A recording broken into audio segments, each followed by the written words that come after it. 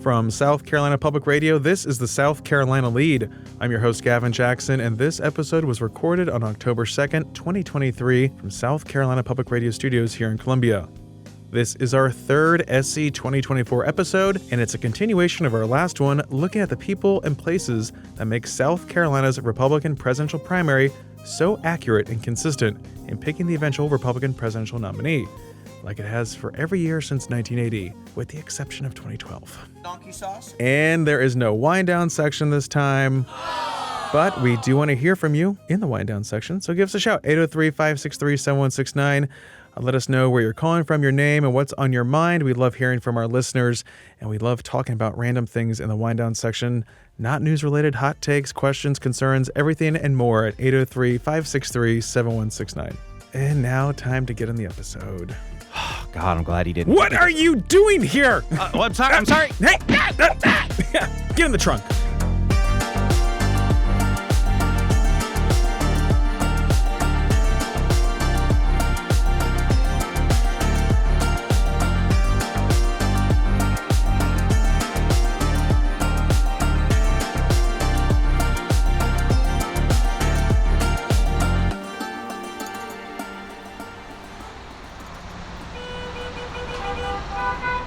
Picture this. Mayan and I are still stopped on the Ravenel Bridge, suspended over the beautiful Cooper River and Wando River, which merge into Charleston Harbor, along with the Ashley River off to the west. What a sight. Oh, and look, one of those big post-Panamax container ships is cruising into the harbor without tidal restrictions because the port has been dredged to 52 feet, the deepest on the East Coast. Isn't that something, Mayan? You know, it sure is. And you know what else is something, Gavin? We're still on the bridge! Oh, sweet sip of Mayan. Yes, of course we are. It's called gridlock. We're accomplishing gridlock. Who does this benefit? Pretty much just me, maybe a handful of other folks, but that's it. I'm proving a point, Mayan. Is this because you're from D.C. and you guys love traffic up there? D.C. and gridlock, like peas in a pod, both on the Beltway and in Congress. And that's what I'm getting at, Mayan. While some see obstruction, division, lack of foresight, others see beauty, freedom, and democracy at its best. The horns! They sing for us! I'm saying this because much like the lanes of this majestic bridge, divisions exist in the Republican Party, and South Carolina is no different. Dave Wilson, a State House insider, communications and PR guru, and all-around political operator, had this take on gridlock, which he has seen his share of while pushing big legislation. He explains gridlock, which ties into our bigger conversation in this episode. I think we think gridlock is a bad thing sometimes. I don't necessarily think that's the case. We have a bicameral system of government, in which case you can turn and ramrod something through the House of Representatives, and it can be in and out in, 24, 48, 72 hours. And it can go to the Senate, and it's like, whoa, I didn't realize the brakes worked so well. And that level of gridlock is not necessarily bad. It can take some really great ideas and reform them. It can take some really terrible ideas and put the brakes on them wholeheartedly. And I think that that's an important part of how do you also figure out how to incorporate different and new ideas in. So it's not always this one size fits all. And I don't think a grand old party, which, when we talk about the GOP, it's the grand old party. It was supposed to be the big tent. How do you get as much consensus as possible among a group of people? The biggest difference that happens today versus in the past is Ronald Reagan, I think it was Reagan who said this, if I agree with you 80% of the time, we're on the same team. There are some factions that if you're not with me 100%, if you're with me 99%, then you're an enemy. You have to be with me 100%. I can't agree with myself 100% of the time, much less, a group of disparate people who are coming in from different areas, who have different families, who have different structures of the things that they do. They have different jobs. They have different faiths.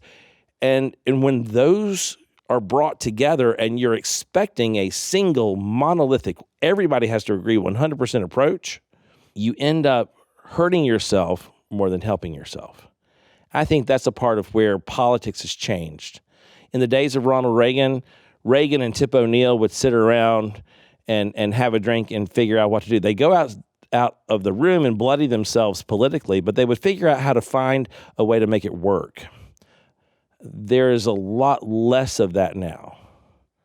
I started to see the sway during the days of Obama, and then we come back to Trump, and now we're back over to Biden, and so the pendulum is swinging really hard right now. And the question is it eventually going to start settling back down and swinging in the middle? Maybe it'll eventually start to slow itself back down, and we'll have a smaller sway back and forth. And none of the regions of our state are exempt from party infighting, which seems to have ramped up more and more these days. For some perspective, Dave traces that political ideology lineage to where we are today. I think what you're seeing right now is, over the last 30 years, what I've seen, this is the 6th or 7th iteration, and it comes in waves. They had different names. They were We the People, and then they were Rhino Hunt, and then it was Tea Party, and then it was MAGA. And so it's the same mentality, the same groups of people, a different moniker that goes on them. We went back in 2010 and did a survey of folks and said, do you identify with the Tea Party in South Carolina? Like 75% of Republican primary voters would have considered themselves Tea Party. So we said, okay, well, here are Tea Party principles. How do you stand on those issues? 75% of Republican primary voters kind of stood with Tea Party principles. It was 4 years later, we did the same redo of the same survey questions. 75% of Republican primary voters still agree with Tea Party principles, but they would no longer identify with the Tea Party. That number was down to 25%. So there's a place where the principles that are there are what you see in the Republican Party, but the different flavors of the Republican Party leadership are showing themselves up differently. So are you MAGA or are you not MAGA? Were you Tea Party or are you not Tea Party? And so people want to polarize themselves. They want to encamp themselves with a group of people who think more like them. So if you are with Trump now or you're with somebody else, then you're in a different camp. Instead of recognizing the fact that eventually, because of the primary process in American politics, we beat each other up first and then we go beat up on the other person. Unlike the parliamentary style where, everybody wins and then we beat each other up to see who's going to end up being the leader in the end. Okay, so there's some infighting here in the state among Republicans, but this state is still ruby red. Again, we're not Georgia or North Carolina. We're solid Republican, and we've seen margins strengthen in those statewide races. Drew McKissick, chairman of the state Republican Party and national co-chair, elaborated on that. I think we are a much more conservative cross-section of the national Republican Party. I think that's fair to say. We are a good national representation of the Republican base, but in a more conservative sense. We've gone from the minority that can meet in a phone booth, in the 70s to having virtually 2/3 of both chambers of the legislature today, all the statewide constitutional offices, 6 out of 7 congressional seats, both Senate seats, and an increasing number of county council and local offices around the state. So you heard Drew say that the state is getting even more conservative down to the local level. I know we've been talking about different areas, so let me give our listeners, especially our transplants and visitors, a geography lesson and define some terms. AT, some music, please. Let's start with the upstate, which used to be referred to as the upcountry from the 1700s through the 1800s when it was called the Piedmont and was rebranded in the 1960s and 70s as the upstate. This roughly 10-county area is home to the 3rd and 4th congressional districts. It spans the northwest corner of the state and the borders with Georgia and North Carolina. Keep moving northeast and you hit the 5th congressional district, which is part of the greater Charlotte area, with York County being that main anchor along with Lancaster and other counties that lead you down into the Midlands. But let's stay along the North Carolina border and head east. There you enter the 7-county Pee Dee region named after the Pee Dee River and the eponymous tribe that occupied the land. This takes us to the Grand Strand, a term that comes from an old definition of strand, meaning the area of land that borders a body of water. This crescent stretch of beach runs from the North Carolina line down to Georgetown County, and along with the Pee Dee, it makes up the 7th district. Continuing down the coast, the entirety of Berkeley County, as well as major parts of Charleston, Beaufort, and Dorchester counties in the 1st congressional district. Purplish area covering the low country, called such because it's super flat, and in some places, below sea level. It's bordered by the only Democratic district in the state, the 6th, which reaches from Charleston back up into Columbia, as well as much of the southern I-95 corridor down to the Georgia border. Next to that is the 4-county 2nd Congressional District, which includes parts of Orangeburg and Richland counties, and all of Aiken, Barnwell, and Lexington counties, home to the Savannah River site. God, Gavin, that was long. You just must love listening to yourself talk. Listen, I'm giving them a visual picture of our state. But don't listen to just me. Let's talk to Hope Walker, who's the SCGOP Executive Director, who spoke about the migratory effects on local parties to the point where areas that were Republican ghost towns are now relevant. Whenever I started with the state party in 2011, there were not active Republican parties in certain parts of the state. So like in Allendale, in Hampton, in Bamberg, Marion, Darlington, Dillon, those areas, and then McCormick is another, and Fairfield County too. And so what we've seen, since then, and with people moving into the state based upon, economic development that's going on or whatever, those county party organizations are booming. Now we're having to pay attention, which is a good thing, to all 46 counties. And since we've been talking about divisions and factions, I asked Hope how the party deals with such fights and to make sure that everyone plays nice in the sandbox. So we have a great thing called the party platform, and that's evolved throughout the years. And we, our state convention is who votes on, we have a platform committee. It's presented at state convention. That's voted on. And, we point to those different points that are in there. And it's like, listen, we are all Republicans, and there's probably an issue that, we're not all going to necessarily agree on, but we can get to that issue. But we have to remember why we are Republicans. And this is a red state. This is a red county. We need to make sure we're working together for the good of the party, for the good of the platform. And we haven't even gotten into the regional barbecue, which can be pretty divisive and, of course, very territorial. We'll save that for another episode, perhaps one on how to win South Carolina. That's right, all the tips and tricks. But we are a bit of a Goldilocks-sized state, if you ask me. But who are these voters that live in these places? I know we touched on it a bit before, but let's keep looking at these regions and voters that represent a key cross-section of the Republican Party that makes us representative of the national party makeup. That's one of the big things everyone praises South Carolina for, is its ideological makeup, from the religious conservatives in the upstate to more social liberals and fiscal conservatives in the Midlands and Low Country to a grab bag in the Grand Strand with conservative retirees from the North and other parts. Governor Henry McMaster's Chief of Staff, Trey Walker, really understands the state because he has been closely involved in campaigns here, including the governor's, and travels around South Carolina regularly. I may be preempting a future episode with this, but here's what Trey said candidates need to be aware of when trying to campaign here. I think the political shift in the South has been coming for a long time, and I think, and this is my opinion, not the opinion of the governor's office or as a state employee, this is Trey Walker's opinion, but I believe that the leftward turn of the Democratic Party post-Bill Clinton has driven more people to vote Republican on a local level.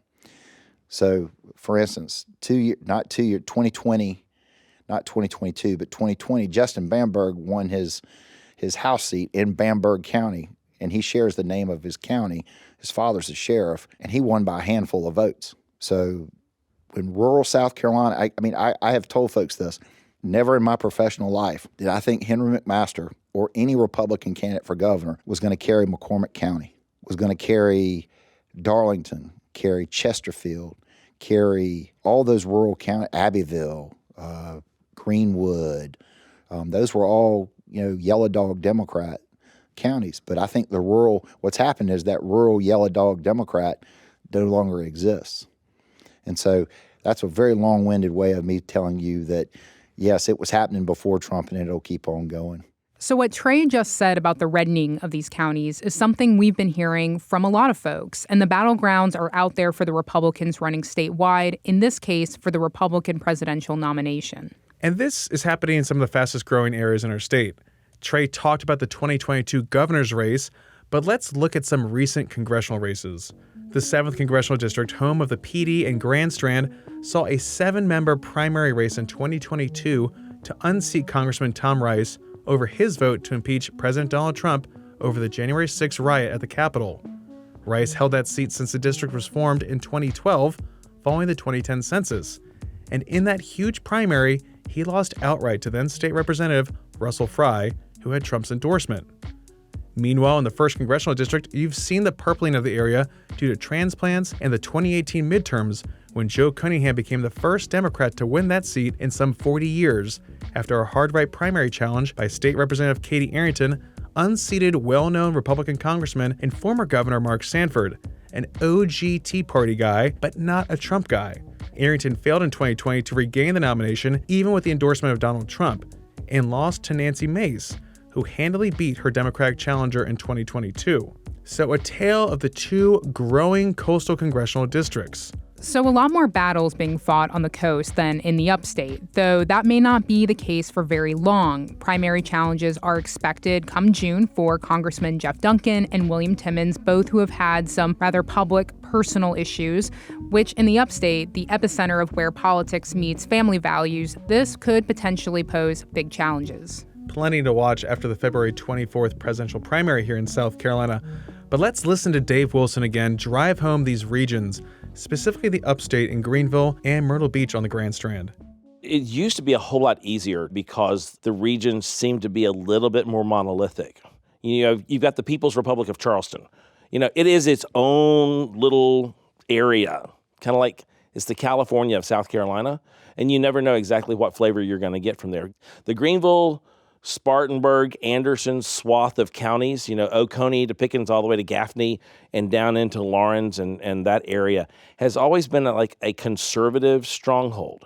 But downtown Greenville has become very different. It has a much bluer look to it. It has a much more purple way of voting. And that is uniquely different than the broader scope of what you see coming from Anderson or Spartanburg even. And we find this in politics all the time. The more concentrated a population into a population center, the bluer that area becomes. But Myrtle Beach is uniquely different. And part of that is because the people who have moved to Myrtle Beach, keep in mind, it's the fastest growing area of South Carolina right now. So you have a lot of in-migration, but you have a lot of in-migration of people who aren't from the area, who've come to South Carolina, who have gone, I'm going to retire to South Carolina. They come to Myrtle Beach. So they bring a level of conservatism that is a lot more out there. I'm going to stop short of calling it abrasive. But it's a New York-style mentality with a conservative bent in a state where typically we talk about how genteel and how nice we are and our southern ways of being, and all of a sudden you've got somebody else coming in. But they have a very Trumpian approach to politics, which is different than what you see in other areas of the state. Your upstate Republican and your PD, Grand Strand Republican, while they still agree on much of the same values, they take very different approaches. And I think that's one of the reasons why the flavors across the state of South Carolina are so melded and so different. The Trump effect in 2016 was real. We've talked to Trump voters who were engaged because of his message in 2016 and remain motivated. We'll look at that further in our dedicated episode to the 2016 race in the coming months. But Lexington Republican Representative R.J. May, who co-chairs the House Freedom Caucus, which has had plenty of rifts with members of the House Republican Caucus, is not worried about internal fights within county parties and how they affect turnout. I think it has zero effect on an average Republican primary voter. Every meeting at the Republican Party in Lexington County, we might have 50 people, but there are going to be 10,000. I'll tell you what, there in Lexington County in 2016, there were 55,000 votes, but only 50 people show up to the Republican Party meeting every month.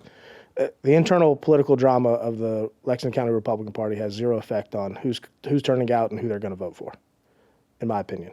The numbers aren't large enough. They don't have as big a sway as they did pre-2012 when the Tea Party started, or these other external groups, Moms for Liberty. You go through Freedom Works, go through the list. It used to be that the party was the party and their apparatus was unparalleled. But now you have these different groups, you have PACs, you have other organizations that have decentralized the ability to reach out and touch voters. And whether it's Greenville or Lexington or Horry or anywhere else in the state, I don't think that the local party plays as big of a role as it did 10, 15 years ago. As for the folks who make up the Republican Party of South Carolina, they sound as diverse as the regions. And all politics is local, and when it comes to South Carolina, that's as true as it is anywhere. We wrap up with SCGOP Chairman Drew McKissick talking about that diversity and what it means for the 2024 race. We tend to oversimplify what boxes these voters fit in. You know, just because someone can be categorized as, say, a faith-based voter doesn't mean they don't also care about immigration, or they don't also care about, trade and the impact that, globalization might have on factories in their local town, And people care about a lot of different issues. So and there's a lot of cross-section to that. And I could say that, out of all the time that I've worked in primaries over the years, I probably saw the most diverse coalition of supporters for one candidate in that particular primary that I've ever seen, in any other presidential primary in the past. From people who might work as in lawn care, to people who were the deacon in a Baptist church, to someone who might be considered a moderate Republican banker friend of mine, to I saw a divorced Puerto Rican mother of three, all of which who were for this one candidate who had a message that I think resonated better with voters. So it was very diverse, and it'll be interesting to see how diverse those coalitions of voters are for the different candidates this time. God, I'm just glad to be off the Rappahannock Bridge. I kind of miss it. But I'm glad we're on Route 17 now, heading up to Myrtle Beach, since that seems like all we've been talking about. Yes, a little road trip to the Grand Strand. The future awaits us. Okay, I mean, I know a lot's happening there, but that doesn't sound like you, Mayan. Gavin, where we're going, we don't need roads. Okay, yeah, glad I'm driving there, but join me and Mayan in future episodes where we learn what it takes to win here, how campaigns work, the history of dirty tricks in our politics, and we'll look in detail at the past 3 primary winning campaigns. Then, we're going to give you everything you need to know about the 2024 candidates and how to vote in the February 24th primary. Subscribe to the South Carolina Lead wherever you find podcasts, and we'll have a new SC 2024 designated episode for you every other Tuesday. You can find out more about the primary, the latest news from the trail, and more at southcarolinapublicradio.org and scetv.org/SC2024, your home for campaign 2024 coverage. As always, thanks for listening to the pod, and do your leaderly duty and give us a shout at 803-563-7169 or leave us a review on Apple Podcasts. For the South Carolina Lead, I'm Gavin Jackson. Be well, South Carolina. Oh my God, I'm sorry. We're still on this bridge! Everybody's earphones blow up.